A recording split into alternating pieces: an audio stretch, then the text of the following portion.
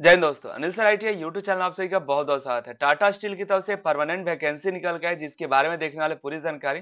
देखिए, फॉर्म भरना शुरू हो चुका है। 20 जनवरी से लेके 31 जनवरी लास्ट डेट रखा गया है इस फॉर्म का।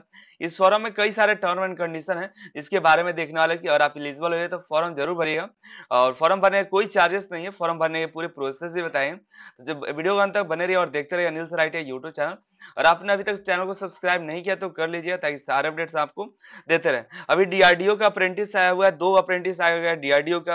आर्मी का वैकेंसी 2 आया हुआ है। साथ ही नीचे की तरफ जाएगा तो कैंपस प्लेसमेंट भी आ रहा है। और सेंट्रल रेलवे का भी लेटेस्ट अप्रेंटिस भरा रहा है, रेलवे का, सेंट्रल रेलवे का।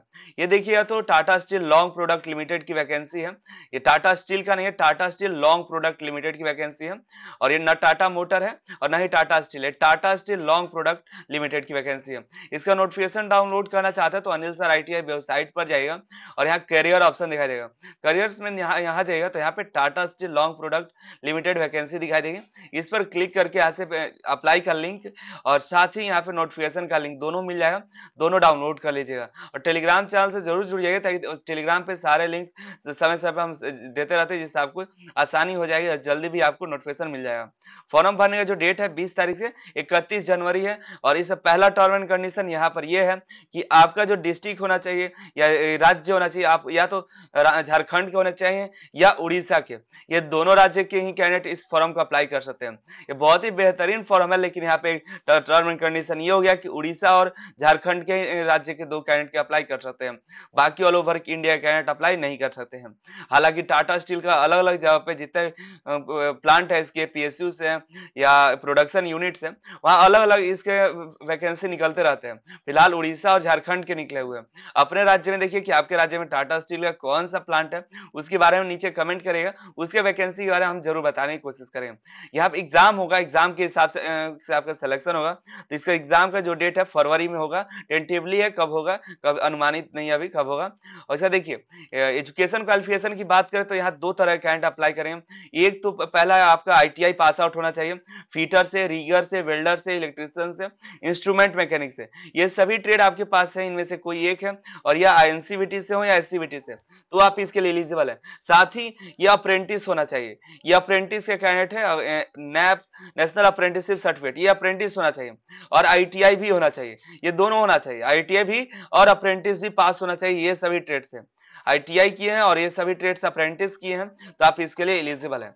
ये दूसरा कंडीशन था। इस बार हम कुछ और कंडीशंस देखिएगा तो यहाँ पे आपका अप्रेंटिस से 65% मार्क्स होना चाहिए जनरल कैंडिडेट के लिए। और यहाँ पे देखिएगा एआईटीटी का मिनिमम मार्क्स जो है, फीमेल कैंडिडेट और एम्प्लॉय जो काम कर रहे हैं उसमें, या ऑल ओवर कैंडिडेट के लिए 65% होना चाहिए अप्रेंटिस वाले एग्जाम में। एआईटीटी का जो अप्रेंटिस का एग्जाम होता है उसमें आपको 65% होना चाहिए। और यहाँ पर फीमेल कैंडिडेट और जो एम्प्लॉय उसमें काम कर रहे हैं, या एम्प्लॉय टाटा स्टील के एम्प्लॉय के जो चिल्ड्रंस होंगे, उनका जो परसेंटेज होना चाहिए अप्रेंटिस में, वो 65% होना चाहिए। ये जो वैकेंसी अप्रेंटिस वालों के लिए ही है, जो अप्रेंटिस कहीं से भी किए हैं, टाटा स्टील से किए हो या टाटा मोटर से, ऑल ओवर इंडिया में कहीं से भी अप्रेंटिस किए हैं तो अप्लाई कर सकते हैं। लेकिन ये सभी ही ट्रेड होना चाहिए, इसके अलावा दूसरा ट्रेड नहीं होना चाहिए। यहाँ पे आपका पासिंग मार्क्स देखिएगा तो और भी है, जैसे कि पासिंग मार्क्स सभी के लिए मिनिमम नहीं रखा गया है, जो एससी एसटी है और पीडब्ल्यूडी कैंडिडेट है। जनरल के लिए इतना है, फीमेल के लिए इतना है, और बाकी जो भी कैंडिडेट है एससी एसटी के, उनको यहाँ पे कोई भी मिनिमम पासिंग मार्क्स नहीं रखा गया है। यहाँ पे नीचे की तरफ चले तो ये सभी आपको एम्प्लॉय है उनके लिए है टर्म एंड कंडीशन। और यहाँ पे एक और टर्म एंड कंडीशन ये है कि एक्सपीरियंस होना चाहिए आपके पास 2 साल का। अगर आपने आईटीआई किया है और अप्रेंटिस कर लिया, उसके बाद आपको 2 साल का एक्सपीरियंस होना चाहिए। यानी कि आईटीआई करने के बाद 1 साल अप्रेंटिस और 2 साल का एक्सपीरियंस है, तो ही आप इसका अप्लाई कर सकते हैं। और अप्रेंटिस जो है आपका एक्सपीरियंस मान्य नहीं होगा। और एज की आप बात कर ले तो एज आपका देखिए यहाँ पे 1990 से लेके 1 जनवरी 1990 से लेके 1 जनवरी 2004 के बीच में आपका जन्म है, तो आप इसमें फॉर्म को अप्लाई कर सकते हैं। ठीक है। और यहाँ पे देखिए हाइट की बात करें, फिजिकल स्टैंडर्ड की बात करें तो हाइट आपका 152 सेंटीमीटर और गर्ल के लिए यहाँ पे 142 सेंटीमीटर रखा गया है। एक्सपेंशन ऑफ चेस्ट जो है 5 सेंटीमीटर के लिए है। और वेट आपका 45 किलोग्राम होना चाहिए मिनिमम।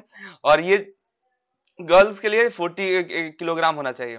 आई साइट की बात करें तो 6/6 का आई साइट होना चाहिए विथ ग्लास। ग्लास के साथ मिनिमम आपका इतना होना चाहिए, इससे कम नहीं होना चाहिए। इससे अधिक है तो कोई बात नहीं। पावर ऑफ ग्लास का जो पावर है प्लस माइनस 4.0 मैक्सिमम है। और यहाँ पे कलर विजन नॉर्मल होना चाहिए। और डोमिसाइल आपको शुरू में आपको बताया था झारखंड और उड़ीसा के ही कैंडिडेट यहाँ पे अप्लाई कर सकते हैं।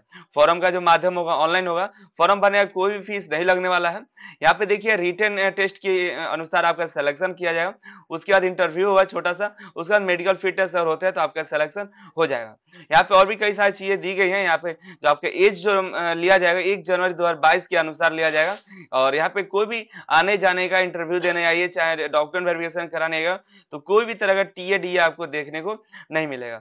सबसे पहले आपको यहाँ देखिए जब ज्वाइनिंग हो जाता है, सभी चीजें हो जाएंगी तो आपको ज्वाइनिंग में आपको 10,000 स्टाइफंड पर मंथ दिया जाएगा 1 सालों के लिए। 1 साल आपको ऑब्जर्वेशन में रखा जाएगा।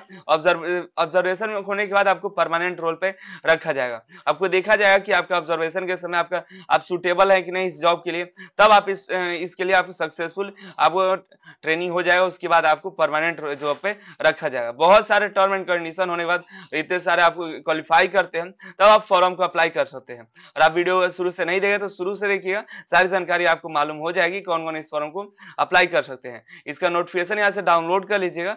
और इसके बाद हम आगे चलते हैं इस फॉर्म को कैसे भरेंगे। इसका लिंक आपको यहाँ दे देंगे, अप्लाई करने का लिंक। इस पर क्लिक करते ही आप यहाँ पर आइएगा तो यहाँ से आपको बेसिक डिटेल्स आपको जो है वो आप फिलअप करना है। जैसे कि आपका नाम, पिता का नाम, आधार नंबर, यहाँ पे फिर date of birth, gender male या फीमेल या ट्रांसजेंडर, डिसेबिलिटी है या नहीं तो उसको लिखना है। डोमिसाइल कहाँ के, झारखंड या उड़ीसा के, और दोनों जगह में से किसी जगह के है तो आपको डोमिसाइल सर्टिफिकेट बनवा लेनी होगी। कास्ट सर्टिफिकेट चाहिए जनरल SC ST वाला कैंडिडेट का। और यहाँ पे ओबीसी को नहीं दिया गया तो ओबीसी वाले यहाँ पे जनरल में आ जाएंगे। कम्युनिकेशन एड्रेस आपको दे देना है, और यहाँ पे परमानेंट एड्रेस, और यहाँ पे पिन कोड, और यहाँ पे permanent pin code, mobile number, और कोई दूसरा मोबाइल नंबर है तो दे सकते हैं, अन्यथा नहीं। लेकिन ईमेल आईडी देना जरूरी है। यहाँ पे मैट्रिक में कितना परसेंटेज था, और यहाँ पे 12th में कितना परसेंटेज था। 12th और आपने नहीं किया तो देने की आवश्यकता नहीं है, लेकिन आपने ITI या अप्रेंटिस किया है तो उसको लिखना होगा। डायरेक्ट अप्रेंटिस वाले भी अप्लाई कर सकते हैं, और ITI प्लस अप्रेंटिस किए हैं वो भी अप्लाई कर सकते हैं। तो ITI प्लस अप्रेंटिस किया है तो ITI का यहाँ पे डिटेल डालना है। और अगर आपने अप्रेंटिसशिप डायरेक्ट किया है तो अप्रेंटिसशिप का पूरा डिटेल यहाँ पे देना होगा। उसके बाद आप नीचे तरफ चलेंगे तो आपको एक्सपीरियंस देना है। In order the most recent one of the previous one, जो आपने पिछला आपका एक्सपीरियंस कहीं पर भी है 2 साल का तो आपको यहाँ पे लिखना होगा। ठीक है, तो यहाँ पे आप अप्रेंटिस कब किया है, आफ्टर ITI बिफोर अप्रेंटिसशिप, यानी कि ITI के बाद अप्रेंटिस के पहले या अप्रेंटिस करने के बाद, जो भी है यहाँ पे लिख देना है कब से कब आपने किया। ऑर्गेनाइजेशन का नाम डालना है, और यहाँ पे ऑर्गेनाइजेशन का नाम नहीं दिया गया है। और सेकेंड, और आपने दूसरे जगह कहीं अप्रेंटिस किया है उसका डिटेल डालना है। और तीसरे जगह कहीं किया तो तीसरे जगह, चौथे जगह कहीं आपने एक्सपीरियंस लिया है तो सभी का एक्सपीरियंस यहाँ देना है। आपके पास सिर्फ एक डाल सकते हैं, और या मैक्सिमम कितना भी डाल सकते हैं, यहाँ पे दिया गया है। एम्प्लॉय अगर है आपके यहाँ से, या तो आप पहले से हैं या आपके कोई फैमिली मेंबर है जो यहाँ पर है तो आप यहाँ पे दे सकते हैं। या एम्प्लॉय यार्ड है या एक्स एम्प्लॉय यार्ड है तो यहाँ पे दे सकते हैं। यहाँ पे चेक कर लीजिए अच्छे से, नोटिफिकेशन आपको पढ़ लेना है। और यहाँ पे अगर इसके लिए एलिजिबल है तो यहाँ पे फिलअप करिएगा, अन्यथा इसको फिलअप करने की आवश्यकता नहीं है। नन कर दीजिएगा तो ये कुछ भी नहीं भरना होगा। और टेस्ट सेंटर यहाँ पे 4 जगह टेस्ट है, जमशेदपुर, जोड़ा, कलिंगनगर, भुवनेश्वर, यहाँ पे ये 4 टेस्ट सेंटर है। इसके बाद देखिएगा हैव यू एवर अरेस्टेड, क्या आपने कभी अरेस्ट हुआ है या किसी आप क्रिमिनल केस है तो यस करिए, नहीं तो नो कर दीजिएगा। आप किसी एथिक्स सेक्सुअल हैरेसमेंट में अंदर जेल गए हैं या इस तरह कोई है तो आपको यस करना, अन्यथा नहीं। उसके बाद आपको यहाँ ओके करके डिक्लेरेशन पे सबमिट करना है। सबमिट कर देते हैं तो आपको फॉर्म भरा जाएगा, और कंफर्मेशन आपके मेल के माध्यम से भी आ जाएगा। फॉर्म भरने का अंतिम डेट 31 जनवरी है, तो इसके पहले आप फॉर्म भर लीजिए। फॉर्म भरने का कोई फीस नहीं है, बाकी जानकारी आपको चैनल के माध्यम से मिल जाएगी।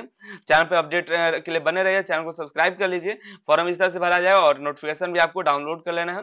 बाकी जानकारी चैनल के माध्यम से मिलते हैं। अनसाइट चैनल को सब्सक्राइब नहीं किया तो सब्सक्राइब कर लिए। बाकी भी नोटिफिकेशन जैसे DRDO अप्रेंटिस है, सेंट्रल रेलवे का अप्रेंटिस निकला हुआ है, अब देखिए तो आर्मी का 2 वैकेंसी निकला हुआ है, तो उसका फॉर्म जरूर भर दीजिएगा, जिससे आपका अच्छी खासी किसी भी ना किसी में आपका सिलेक्शन हो जाए। तो मिलता है अगली वीडियो में अगली जानकारी के साथ। आप सभी का बहुत बहुत धन्यवाद।